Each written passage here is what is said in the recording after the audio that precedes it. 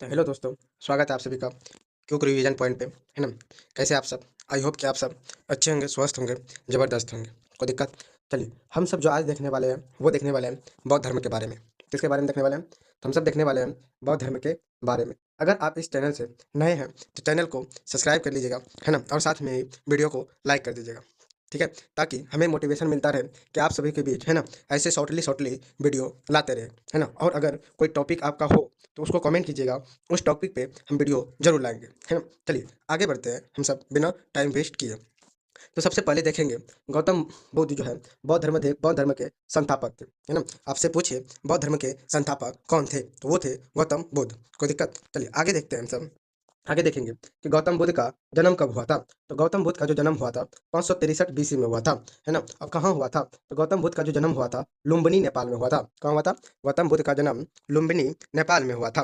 अगर वही पूछे गौतम बुद्ध का मृत्यु कब हुआ था? तो गौतम बुद्ध का जो मृत्यु हुआ था वो हुआ था 483 बीसी में और कुशीनगर में। कहाँ हुआ था? कुशीनगर में। अगर वही पूछे गौतम बुद्ध के पिता का नाम क्या था? तो गौतम बुद्ध के पिता का नाम जो था वो था सुद्धोधन। क्या था? सुद्धोधन। अगर वही पूछे आपसे गौतम बुद्ध के माता का नाम क्या था? तो गौतम बुद्ध के जो माता का नाम था वो था महामाया, है ना? उसके बाद देखें गौतम बुद्ध का, है ना, मौसी का नाम क्या था? तो गौतम बुद्ध के मौसी का नाम जो था वो था प्रजापति गौतमी। कौन, क्या नाम था? प्रजापति गौतमी। अगर आपसे वही पूछे गौतम बुद्ध के सौतेली माता का नाम क्या था? सौतेली माता का नाम क्या था? तो वो था प्रजापति गौतमी। कौन था? प्रजापति गौतमी। अगर वही पूछे आपसे गौतम बुद्ध के पत्नी का नाम क्या था? तो गौतम बुद्ध के पत्नी का नाम था यशोधरा। क्या था? यशोधरा। अगर साथ ही वही पूछे गौतम बुद्ध के बेटा का नाम क्या था? तो गौतम बुद्ध के बेटा का नाम था राहुल। क्या था? राहुल। अगर आपसे एक क्वेश्चन और पूछे राहुल का अर्थ क्या होता है? तो राहुल का अर्थ क्या होता है? तो राहुल का अर्थ होता है एक और बंधन। क्या होता है? एक और बंधन। राहुल का अर्थ क्या होता है? एक और बंधन। पहला बंधन जो था वो था उसका पत्नी, है ना? पहला बंधन कौन था? उसका पत्नी, क्योंकि उन्हें जिम्मेदारी मिल गया था। और दूसरा बंधन जो हुआ वो था राहुल, उनका बेटा, जो उनको भविष्य के लिए भी उनका बंधन मिला था। अब इनके बारे में थोड़ा सा जान लेते हैं, भगवान बुद्ध के बारे में। ध्यान से सुनिएगा, है ना? जब भगवान बुद्ध जो है इनका कुल पहले जान लेते हैं। तो भगवान भगवान बुद्ध का जो कुल था वो था शाक्य कुल, है ना? आपसे ये क्वेश्चन पूछा जाता है भगवान बुद्ध का जो कुल क्या था? वो था शाक्य कुल। कौन सा कुल था? तो शाक्य कुल था। और शाक्य कुल भी आता है क्षत्रिय धर्म के अंदर। किसके धर्म के अंदर आता है? क्षत्रिय धर्म के अंदर। कोई दिक्कत? क्षत्रिय धर्म के अंदर आता है शाक्य कुल। अगर पूछे जब शाक्य कुल था तो उनका पिता था सुद्धोधन, तो वो एक राजा था। क्या था? राजा था। तो उनके घर में एक दिन ऋषि आया था, है ना? और उस ऋषि ने भगवान बुद्ध को लेकर एक भविष्यवाणी की थी कि क्या भविष्यवाणी ये था कि अगर ये राजा बनता है तो एक महान शासक कहलाएगा, है ना? लेकिन अगर ये भिक्षु बनता है ना, तो ये बहुत बड़ा नाम कमाएगा भिक्षु के रूप में, है ना? तो महान भिक्षु बनेगा। तो ये बोला था भगवान बुद्ध के बारे में, और ये भी बता दिया था कि ज़्यादा चांस इसका भिक्षु बनने का है। तो हो गया, है ना, सुद्धोधन को हो गया चिंता कि एक राजा का बेटा भिक्षु कैसे बन सकता है ना? और इतना जो मेरा संपत्ति है इसको भोगेगा कौन, है ना? तो इनको लेकर हो गया सुद्धोधन को चिंता, है ना? अब उन्होंने क्या किया, भगवान बुद्ध को राजमहल में ही उसको बंद कर दिया, है ना? उसको कैद करके रखने लगा, बाहर जाने ही नहीं दिया, है ना? बाहर की दुनिया से कोई मतलब रहने ही नहीं दिया, है ना? उसको हमेशा सुख प्रदान करने लगा, सुख, है ना? उसको दुःख का एक भी असर नहीं होने देने लगा। लेकिन अचानक एक दिन, है ना, गौतम बुद्ध राजमहल से बाहर हो गया। बाहर हुआ तो उन्होंने 4 दृश्य देखा, है ना? पहला दृश्य देखा गरीब लोग, है ना? पहला देखा गरीबी, दूसरा देखा मरा हुआ व्यक्ति, तीसरा देखा बूढ़ा आदमी और चौथा देखा एक सन्यासी। क्या देखा? चौथा देखा एक सन्यासी। तो उन्हें अगर उन्होंने कभी जीवन में ना बूढ़ा आदमी देखा था, ना सन्यासी देखा था, ना मरा व्यक्ति देखा था, ना कोई गरीबी देखा था। तो इन सबों को देखकर उनके मन में अलग-अलग तरह का क्वेश्चन उठने लगा, है ना? प्रश्न उठने लगा, मन विचलित होने लगा।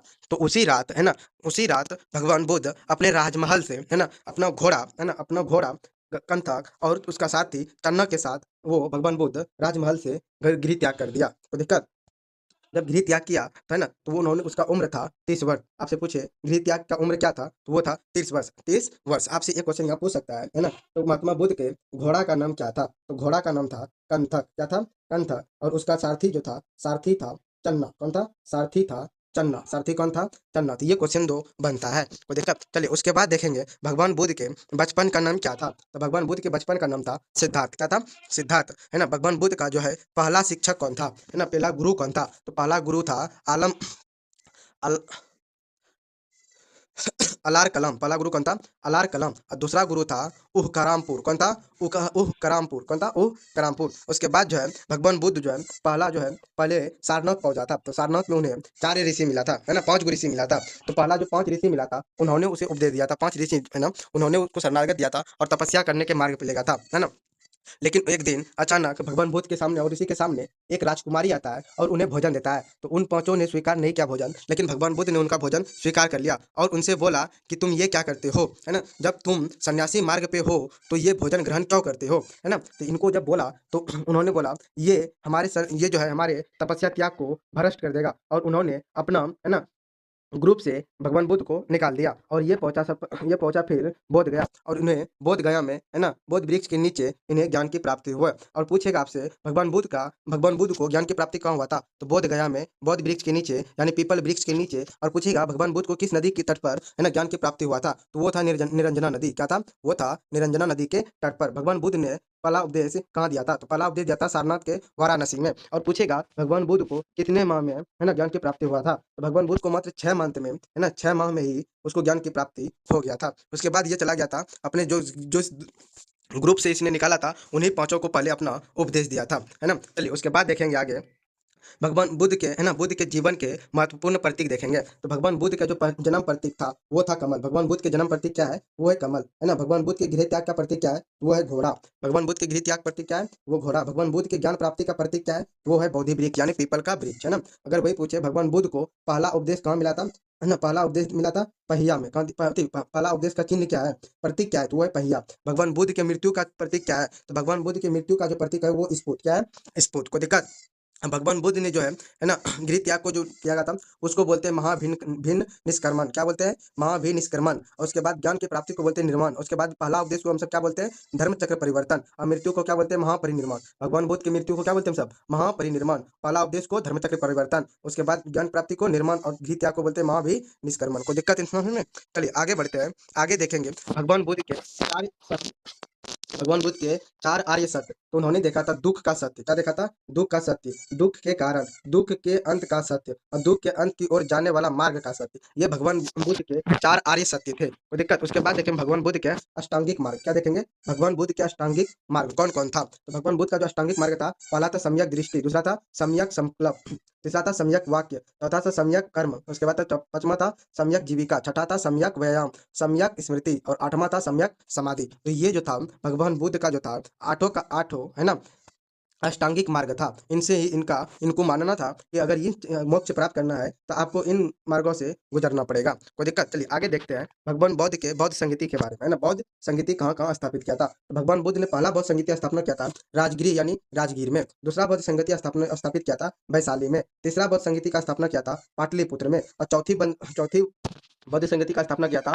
कुंडलवन कश्मीर में। कहाँ किया था? कुंडलवन कश्मीर में। अगर आपसे पूछे पहले भगवान बुद्ध के, है ना, पहली बौद्ध संगति का स्थापना कब हुआ था? तो पहला बौद्ध संगति का स्थापना हुआ था 483 बीसी में। भगवान बुद्ध को दूसरी, है ना, दूसरी बौद्ध संगति का स्थापना कब हुआ? तो दूसरी बौद्ध संगति का स्थापना जो हुआ था वो हुआ था 383 बीसी में। अब तीसरा बौद्ध संगति का स्थापना कब हुआ था? तो वो हुआ था 250 बीसी में। सॉरी, यहाँ गलत दे दिया है ना, 250 बीसी में। कब हुआ था? 250 बीसी में, है ना। उसके बाद देखिए चौथी बौद्ध संगति का स्थापना कब हुआ था? तो वो हुआ था शताब्दी के पहले वर्ष में, यानी 72 एडी में, 72 ईस्वी में। कोई दिक्कत? या तो यहाँ 250 दिया है तो ये भी कहीं कहीं दिखता है, इनका भी ये सही है, यानी कि ये गलत है, ठीक है। कोई दिक्कत? चलिए कोनो बुक में जैसे स्पीडी आता है तो स्पीडी में आपको मिल जाएगा 250 बीसी। कितना मिल जाएगा? 250 बीसी स्पीडी में आपको मिल जाएगा। कोई दिक्कत? चलिए अगर ये भी दिया है तो ये भी सही है, कोई दिक्कत नहीं, है ना।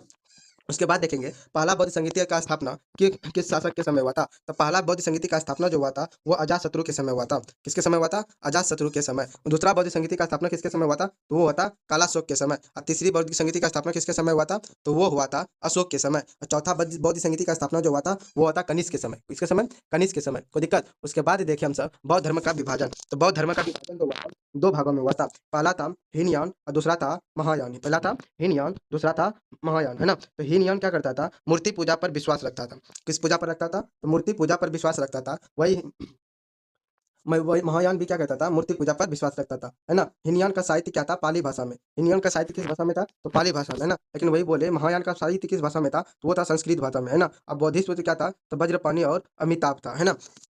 बौद्धिस्ट वो क्या था, वो था वज्रपाणि और अमिताभ। कोई दिक्कत? चलिए आगे देखते हैं। अब बौद्ध बौद्ध ग्रंथ आगे देखेंगे। बौद्ध ग्रंथ, तो बौद्ध ग्रंथ जो था, सबसे पहला जो बौद्ध ग्रंथ था वो था पाली भाषा में। और सबसे ये जो है सबसे ज्यादा पूछा भी जाता है त्रिपिटक। तो त्रिपिटक क्या है? त्रिपिटक एक बौद्ध ग्रंथ है। क्या है? बौद्ध ग्रंथ, और वो भी पाली भाषा में लिखित है। कोई दिक्कत? तो त्रिपिटक जो है इसके अंदर तीन भाग है। पहला है सूत पिटक, उसके बाद विनय पिटक, उसके बाद अधिधम्म पिटक, है ना। तो सूत पिटक का मतलब होता है बुद्ध की शिक्षा, विनय पिटक का मतलब है मठ के नियम, है ना। अधिधम्म पिटक का होता है सूत पिटक की व्याख्या करना, है ना। उसके बाद दूसरा है मलिपंदो। क्या है? मलिपंदो, है ना। मलिपन्नो, उसका मलिपन्नो जो है वो भी था पाली भाषा में। इनके अंदर दो खंड है, एक है मलिन, मलिन मतलब मनियांडर, है ना, और दूसरा है नागसन यानी संवाद। कोई दिक्कत? चलिए आगे देखेंगे। आगे है उनका ग्रंथ बहुचरित्र। बहुचरित्र जो है वो संस्कृत भाषा में रचित है।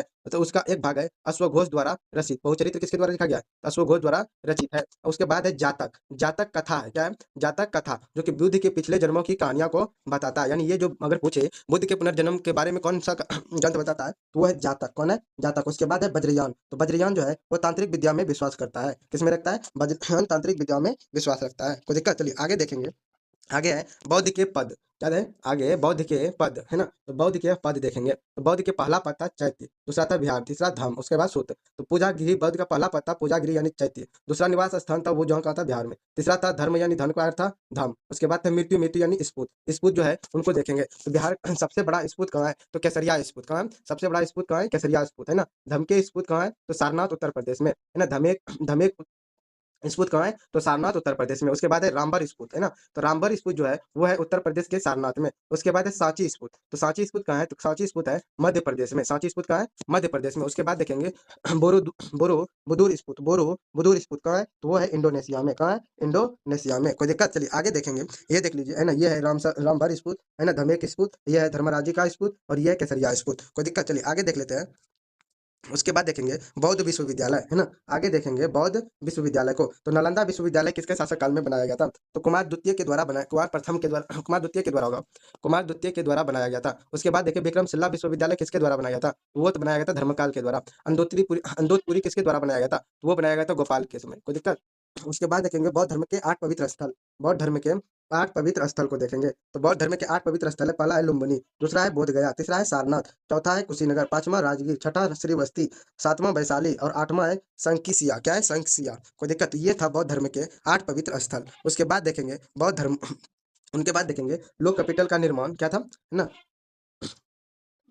लायन कैपिटल का निर्माण बौद्ध का पहला उपदेश की ऐतिहासिक घटनाओं की स्मृति में किया गया था। उसके बाद देखिए भरहुत स्फूत। तो भरहुत स्फूत जो है वो है मध्य प्रदेश में। कहाँ है? मध्य प्रदेश में। जातक कक्षा और कहानियों का वर्णन है ना। उसके बाद देखिए चैत्री चैती यागिरी बिहार त्योहार, है ना, वो है कहाँ? सांची मध्य प्रदेश में, जो कि बौद्ध धर्म के लिए प्रचलित है। उसके बाद देखिए बौद्ध गुफा मंदिर कहाँ है? बाबर ने बनवाया था वो बाबर गुफाएं के, है ना, वो भी कहाँ है? बिहार में। पहले और चौथे तीर्थकर के जन्म स्थान कहाँ था? अयोध्या में, है ना। कल्पसूत्र क्या है? तो पार्श्वनाथ और महावीर स्वामी की जीवनियाँ शामिल है। कल्पसूत्र में पार्श्वनाथ और महावीर स्वामी का जीवनियाँ इसमें स्थित है। कोई दिक्कत? चलिए ये था जो कोच, है ना, ये था कोच बौद्ध धर्म के, है ना, जो कि महत्वपूर्ण इससे क्वेश्चन बनता है। तो जो कि हम बौद्ध धर्म को पूरे देख लिया है, अगर यहाँ से क्वेश्चन बनता है तो आप इन्हें इजीली कर लेंगे। अगर आप अभी तक चैनल को सब्सक्राइब नहीं किए हैं तो आपसे एक रिक्वेस्ट है कि आप इस चैनल को सब्सक्राइब कर लीजिए, ताकि हम इसी तरह शॉर्टली वीडियो आप सबके लिए लाता रहे। धन्यवाद, है ना।